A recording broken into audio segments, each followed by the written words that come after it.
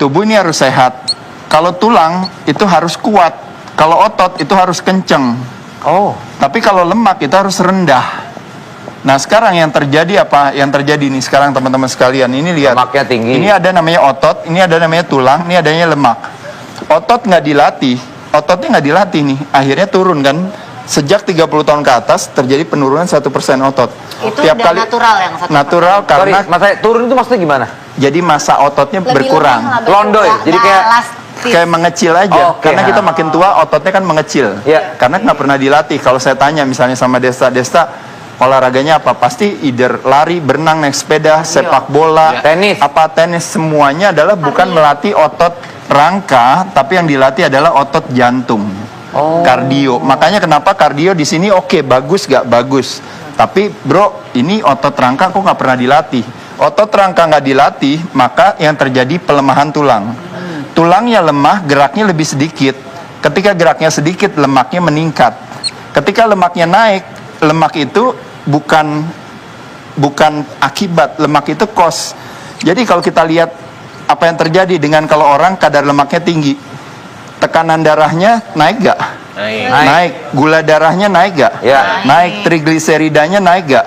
Kolesterolnya naik gak? Biasanya terjadi pengentalan darah. Nah jadi teman-teman, ini yang disebut yang namanya komorbiditas yang terjadi hari ini. Orang masuk rumah sakit gara-gara terjangkit COVID-19, kebanyakan semua punya ini. Tapi kalau pas kita cek, kenapa? Ternyata kadar lemaknya tinggi. Kenapa kadar lemaknya tinggi? Karena tulangnya lemah. Kenapa tulangnya lemah? Karena nggak pernah latihan otot. Nah jadi poinnya, bicara otot kita rangka, orang mikir ibaratnya, gue nggak mau berotot. Poinnya bukan masalah perlu berotot atau tidak.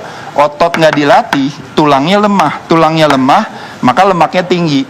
Saya sejak umur 14 tahun, dari tahun 1983an, 84, sekarang saya udah 52. Dari dulu sampai sekarang, saya otot tiap hari saya latih. Tiap hari? Tiap hari saya latih, santai aja latihannya. Mau 5 menit, mau 10 menit, mau cuma pusap-pusap aja di wastafel, nggak ada masalah.